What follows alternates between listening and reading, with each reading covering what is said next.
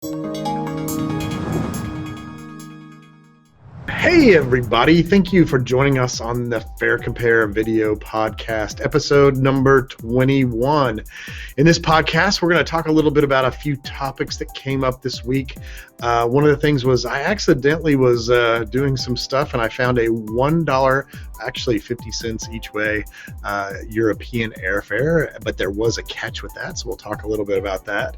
We'll also talk about the confusing state of mixed messages with airfare. A lot of people are hearing that airfare has gone down, but every time they go to look, they can't see that, and we'll talk about that as well.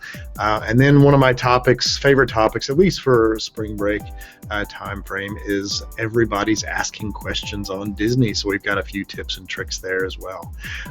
So we'll also take at least one question from a customer today, and helping me out on today's podcast is our editor at the site at FareCompare.com, Ann McDermott. Hey, Ann. Hey, Rick. Okay, $1 airfares.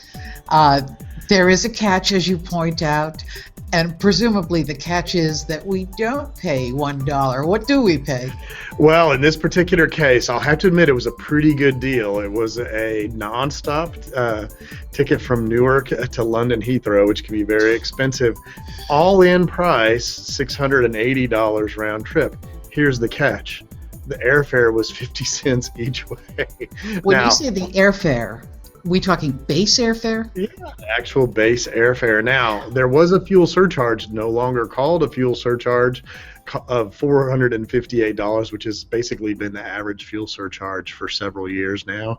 And then a whole slew of taxes that look like a cell phone bill that have nothing to do with airfare. So I'm not blaming the airlines on those things, including things like passenger duty, $100 to United Kingdom, all sorts of passenger facility charges, FAA fees. You also have customs fees, all sorts of crazy fees. In fact, I think if at last count, somewhere close to almost 10 or so. Okay. The obvious question here is they don't call it a fuel surcharge anymore, but essentially that's what they used to call it. They're still calling it. It's the most expensive thing in the ticket. Okay. We all know the price of oil is way down, so I guess that's why you don't call it a fuel surcharge anymore. Well, why are they throwing all this? Blame it on the big oil companies anymore. The reason they have this crazy charge, call it what you will, it's part of the fare. There's some technical reasons for it. One of them is historically you wouldn't have paid commissions on that, although this particular airline that had this didn't pay commissions, all they do. And also for corporate transactions and whatnot, they don't actually get a discount off of the fuel surcharge, or in this case the carrier imposed surcharge. So when you see that on your ticket, in fact I was absolutely kind of stunned when I saw it. I don't think I've seen them $10, $20 before, but I don't think I'd ever seen a $1 airfare on purpose. Well, last year you found a $75 one to Europe, and we thought that was hot stuff. Yeah, no, I never see it where they actually filed a 50-cent airfare. So and I've been following airfare a long time. And I see literally a boatload of airfare each day come by my desk, and I hadn't seen one of these in a long time. So, hey, still a good deal, $680 round trip to Europe. That's a pretty good deal. But if you ever see that on yours, so hopefully you'll know what it is now. Basically, it's really the $1 plus the $458, which is really the airfare, because the fuel surcharge, or if they want to call it a carrier imposed fee, that's fine. So the real airfare was still pretty good. It was somewhere close to $230 each way. But when you took it all in, but that's not bad. That's $460. Then the other several $100s were related to things that the airlines are not in control of, which were taxes and fees outside the airline ticket. But it's still $680, almost $700. We're still talking about a flight in the wintertime. That's when it's for, as I understand it. Yeah, historically, if you go back 7, 8, 9 years, it wouldn't have been surprising to see a $500 or $600 wintertime airfare in general to Europe. Since that time, we had the huge fuel crisis in 2008. The summertime hit 140 or so. The recession after, it's been bouncing around. But we haven't seen really wintertime tickets to Europe in the $600 range for 6 or 7 years. Okay, so it's still a deal, but it's not a dollar deal. Yeah, well, and it still looks like a wireless cell phone bill when you see the final out the door. Now, everybody sort of sees the final out the door price. Sometimes they don't see the sausage being made under the covers, but it's interesting to highlight. So come check out the $1 fare. We took a little screenshot of it. You can check that out. Our next topic, let's talk about, well, this fits in perfectly, the confusing state of airfare. Sometimes people say, well, I heard airfare is going down. I haven't seen that. Or they'll say, well, they said the airfare prices had risen. I'm not seeing that either. It does lead some people to believe, are the airlines scamming us? Or, why do the prices go boom, boom, boom? Or is the press scamming us? Or is, what's going on? If you hear, look, I get this question all the time. I keep hearing that airfares are going down, but every time I go to shop, in fact, I just heard it last night. I was chatting with somebody, and I did a bunch of radio shows this morning, and I heard it the same thing over and over. Every time I go to look, it looks the same or more than it was before, right? And the funny thing, Ann, is everybody's right. So let me explain a little bit about the difference between an airfare and an airline ticket. Okay. An airfare is just a price point, right? And so on a given aircraft, let's just make it simple, LAX to New York, there's probably somewhere between 10 and 15 different price points, or what I'll call fares or tariffs, or whatever we want to call them historically. And those price points somebody buys at any given moment. So like a business traveler might buy a business class ticket for $1,500, a last minute person on that flight might buy one for $1,000 or $1,200, and some lucky person that bought it at exactly the perfect time paid $100 for it, right?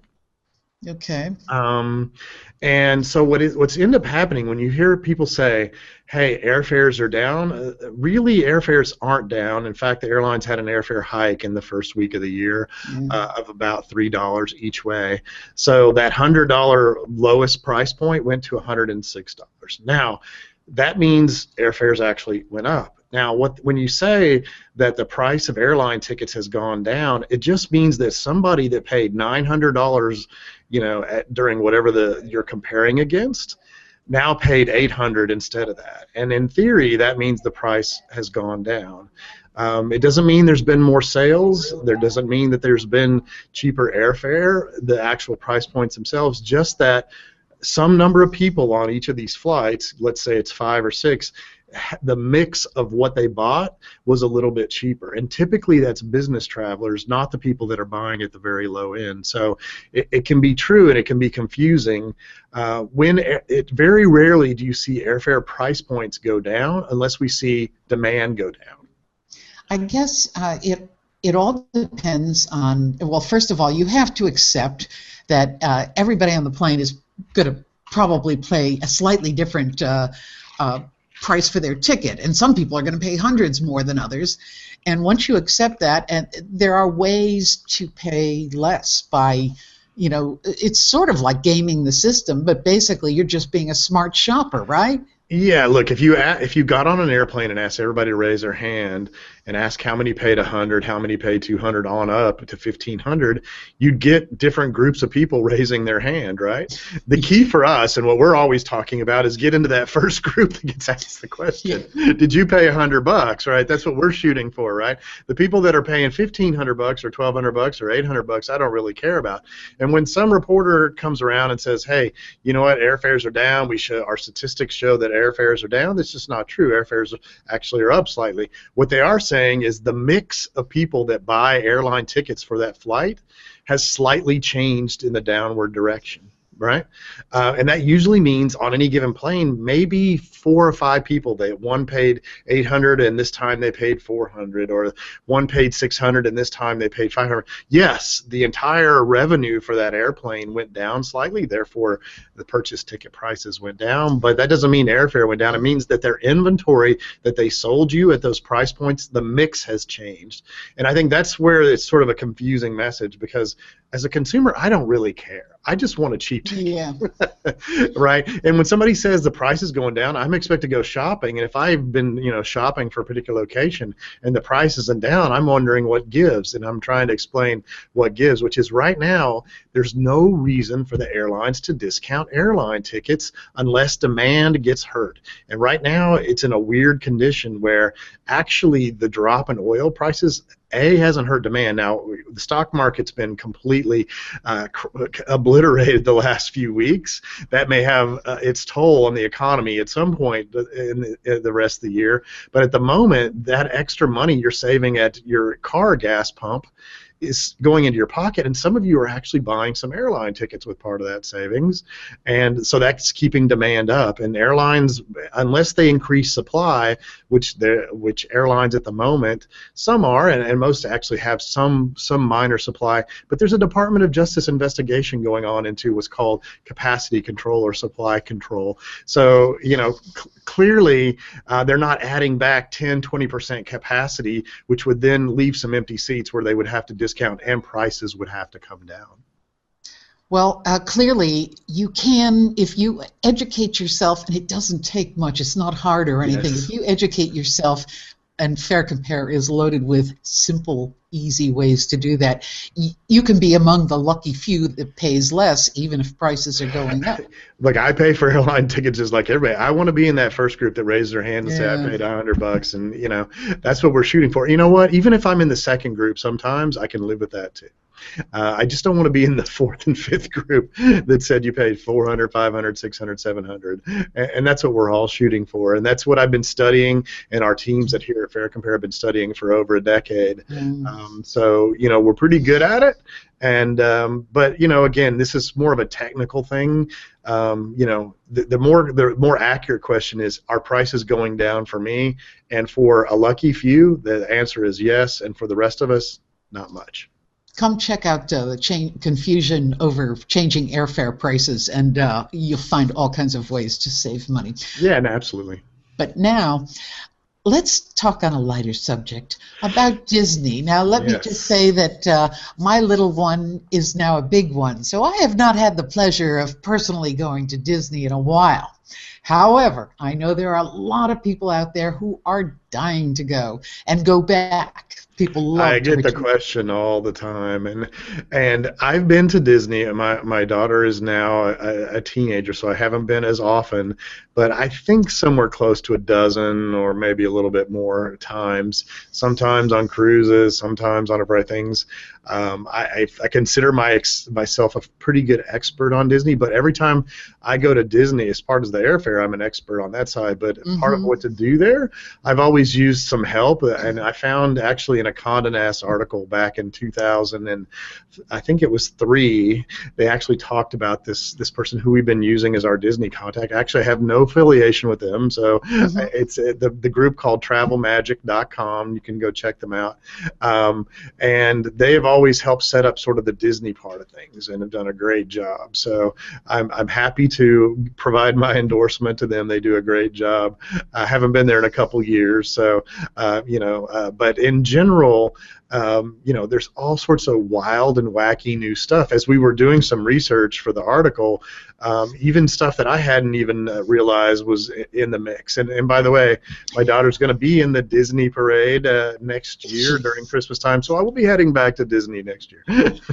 If you are a fan of Star Wars, you are going to want to go to Disney properties this year. Right. We're talking about the U.S., but I think they're expanded.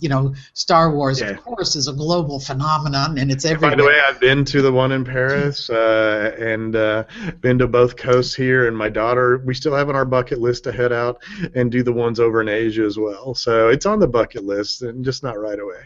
Well, for people who are interested in going to Orlando, of course, you can fly into Orlando, and I've seen a lot of good prices to Orlando lately, because some years we tell people, consider looking at Tampa. It's only like 80 miles away, and it might make the drive worth it if you, to get a significant savings, but you may not have to. It's not too bad at the moment. I tell you what, the airlines know exactly when each spring break is. They know exactly your school district's spring break. They jack up the prices on the weekends before and after, because they know people like to go Sunday, Friday, or Sunday, Saturday, and have a 6 or 7 day trip.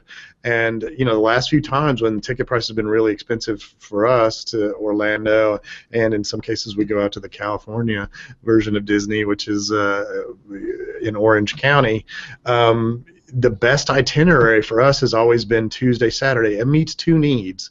One is the ticket prices are usually 20 to 30% less, and instead of 6 or 7 days in Disney, it's only 5 for me. So, oh, come on! And which is plenty for me. I love Disney, but 5 days is plenty. And if you are going to Disneyland in Southern California, you can fly directly or as close to Anaheim as possible. Is that Santa Ana Orange County Airport, John Wayne? But there, you might have better luck or cheaper fare if you fly to LAX. Long Beach you can fly into if you need to. Yeah, even Burbank. Even Burbank you can fly into. Yeah, you gotta, depending on which airline and what city you're coming from, you can definitely check that out. So yeah, there's no doubt that the day matters during spring break that you fly. As we talk a little bit about Disney and clearly with Lucas being purchased from them, and they're expecting a lot out of that Disney whole Disney genre for probably the next decade, because they paid billions of dollars for that particular thing. I think we're going to see a lot more of the Star Wars themes throughout the park. I know that I've probably been on the older Star Wars ride at least 3 million times.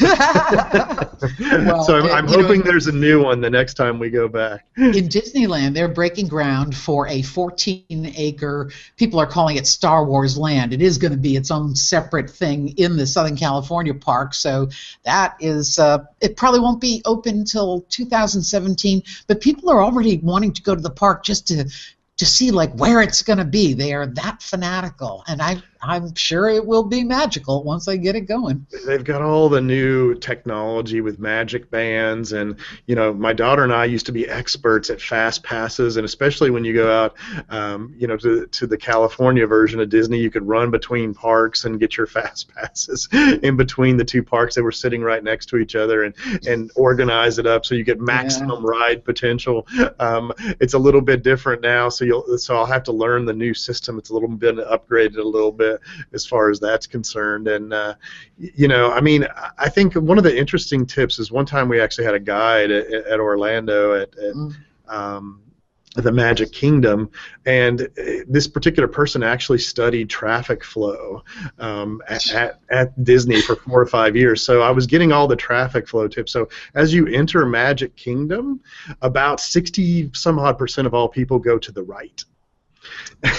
I guess that's because we're not from the UK. So if you go to the left, you're going to have less people.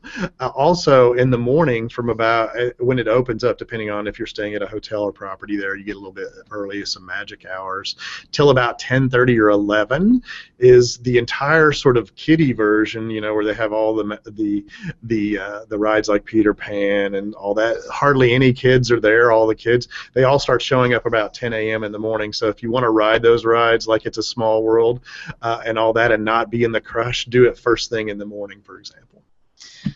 Good advice. Good advice. Now let's go. I won't give you the other 8 tips. You'll have to come check out the article on the website. They're good ones. They're good ones. Now let's take questions. Questions from our viewers. And Alan in Seattle, he tells you he hears you on his radio in Seattle, and he says, I recall you saying that to buy airfare to Europe, the best time is about 90 days in advance. Is that correct? He says he wants to fly from Seattle to Prague in September, and his wife wants him to buy the tickets right now, but he thinks that's too early. What do you say? Yeah, I guess I need to be clearer on Seattle radio on Tuesday. I do some stuff with ABC radio networks across the nation.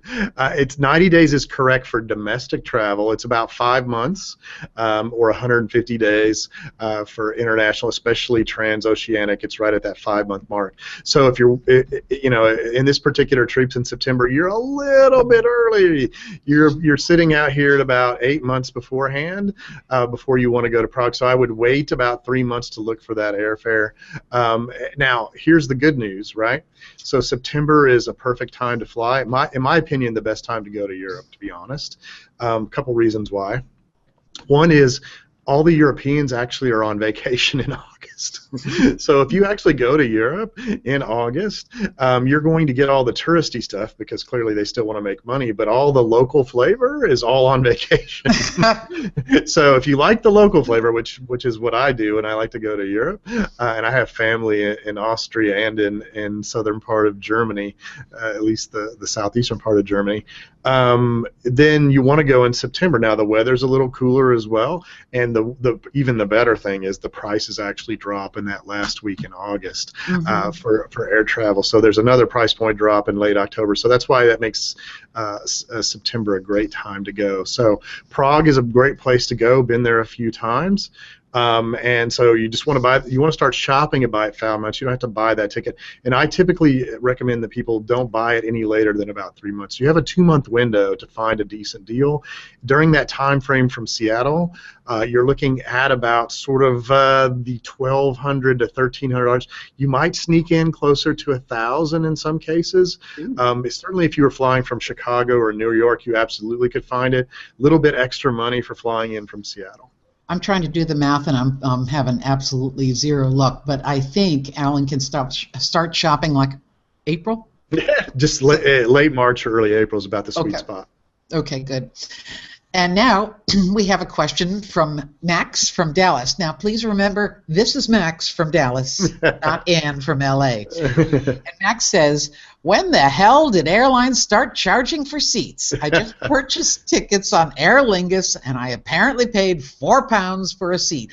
When the heck? Well, that's outrageous. I go through tons of trouble to save money, and now I get charged for a seat. Why is this? Says wow, £4, which would be somewhere in the $6 range, is a pretty good deal actually nowadays for. Yeah, it is. I guess he was surprised. He was surprised. Yeah, no, it's in Europe they basically set the way for some of the stuff that's happening here in the U.S. So this started happening in earnest when Ryanair started flying, and that was. You know, at the turn of this century, for those of us that remember that far back, my mind is going a little bit exactly when Ryanair started. But this sort of ultra low cost charging for everything thing basically started in Europe. It made its way over here with airlines like Allegiant. Spirit and I'll be honest, and Max Frontier. is not alone.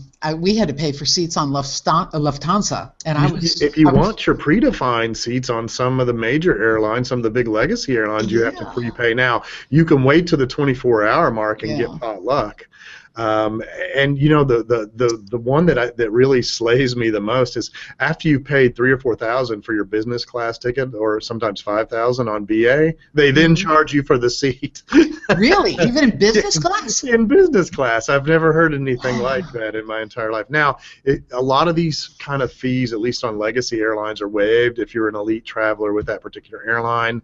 But you know, if you're doing like you should do, which is comparison shopping and trying to find the best deal, you know, I'll give you an example, and that it's just incredible. You know, a lot of times we show these rules, we study literally trillions and trillions of bits of data to come up with some of these rules. You know, I was actually chatting with somebody last night about flying to Europe. They were seeing tickets to Paris for $1,800. I told them I'd take a quick look. American Airlines had nonstops into London for about $1,500 or $1,600 on nonstop on American out of Dallas. BA had just filed this crazy low inventory sale, $850 round trip for June. But only on BA.com could you buy the ticket, where we found it here on our website. You couldn't find that same ticket on AA.com, even though they're partners. I mean, it's absolutely crazy the kind of stuff that goes on with these things. But as far as charging for seats, cut-in-line fees, you know, sitting in the front, having more leg room, that pretty much happened in the U.S., at least on Legacy Airlines, starting off with the bag fee in the spring of 2008. And sort of the add-ons for that occurred in 2009, 2010, where you basically tried to, if you wanted to confirm seat assignment on a Legacy airline, you'd have to pay a fee. Now, I will note that Southwest is notably different than the rest. They do not charge neither a change fee or bag fees, and then their boarding process is completely different, where you don't actually pay for a seat ahead of time. You basically can, you have a pecking order based on a set of grouping, and you can actually get early bird or something in this pecking order, but there's no assigned seats. Well, Max, for what it's worth, on a flight to Europe in this past September, I didn't pay the seat fare because I am a cheapskate, and I took potluck, and potluck was, as you would expect, a middle seat. I didn't care. I really didn't care. I paid for my husband, so he. This past summer, I flew from Paris to Nice. I actually ended up paying the seat fee on Air France because I wanted to make sure I didn't get a middle seat. It wasn't that expensive. I also prepaid for a bag in this particular case because they won't take any bags over, I think, around 16 or 18 pounds, and mine was definitely bigger than that in that particular case. So prepaying for those things, you usually get a discount as well. If you actually end up at the airport or buying them at the last second on some of these ultra low cost airlines or even other airlines, then the fee actually goes up. So you want to make sure you prepay for those things when you can. And if anybody else has a question for Rick, and I'll bet there's millions out there, please contact us by customer.service@FareCompare.com. And we love these. We just love these. Yeah, no, absolutely. I wish we could do more of them. And be sure to download the new app. We've talked about it on previous video podcasts. Just FareCompare.com/app on either your Android or Apple phones, and you'll be taken to the new app. Some really good content. In fact, I looked at it this morning. Some brand spanking new content out there to a couple more event places. So check that out, and we'll look for you next week on video podcast number 22. Thanks. Bye. Thanks.